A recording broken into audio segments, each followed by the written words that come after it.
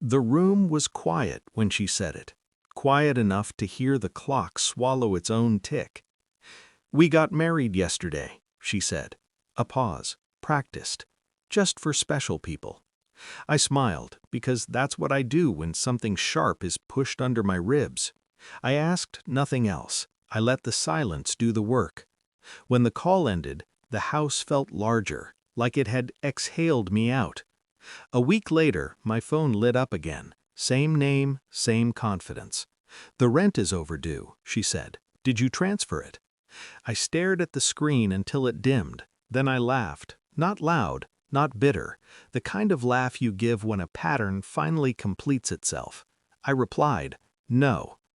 I remember the first day I met her. She stood in my kitchen like a guest who already knew where the glasses were. Compliments delivered with surgical precision. She learned my routines fast, what time I woke, when I paid bills, how I softened at the word family. My son watched her like a sunrise. I watched her like weather. I had raised him alone after his father died. I paid his tuition, his rent, his first car insurance payment without asking for thanks. Love to me was logistical. You show up, you cover the gap. She noticed that. They moved into the apartment I owned downtown. "Just for a year," she said, "until we save." I drew up a lease anyway. She laughed at that too. "You're so formal," she said, already unpacking. When they spoke about marriage, it was always vague, later, simple, no pressure. I didn't push. Trust has a long leash when you've fed it for years. The change came quietly. Dinners canceled, calls returned late, decisions made without me. The word special started appearing. Special plans, special friends, special people. It's a word that builds fences without looking like it. The evidence arrived the way it always does, careless. A tagged photo from a florist, white roses, gold script, yesterday's date. My son's smile cropped at the edge like an afterthought.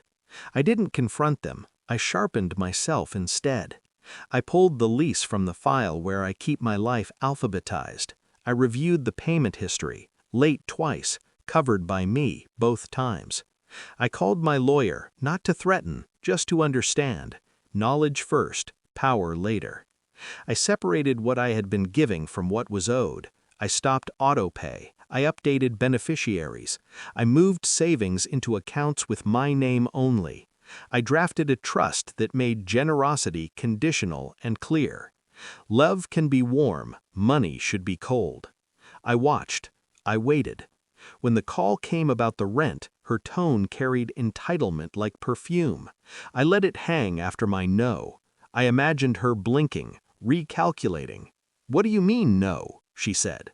"I mean," I said, calm as a ledger, "the rent is due on the 1st, from the tenants." A beat, then sharper.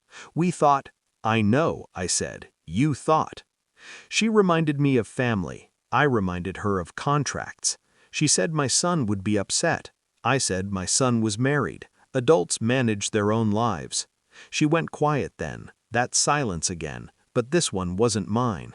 The execution was boring on purpose. Boring is devastating. I sent a formal notice, not eviction, compliance.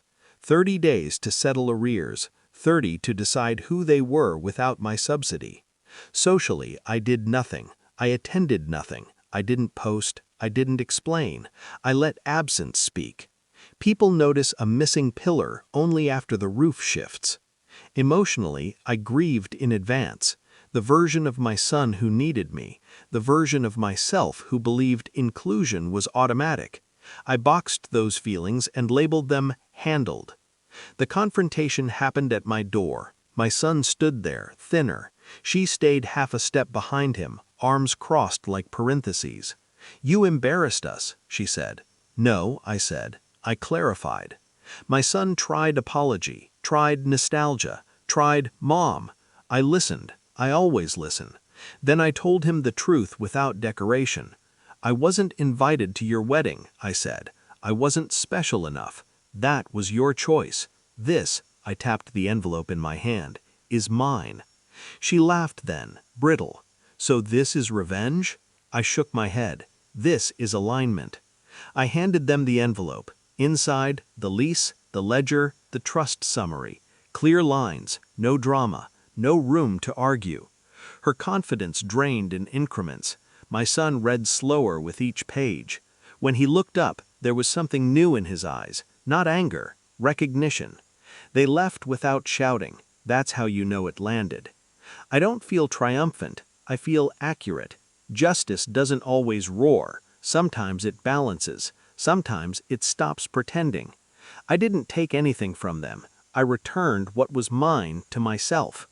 Weeks later, my son called alone. He asked for dinner, just us. I said yes. I always say yes to growth. As for her, she hasn't called again. Entitlement hates mirrors. I sit in my quiet house now, the clock steady, the air mine. I think about the word special.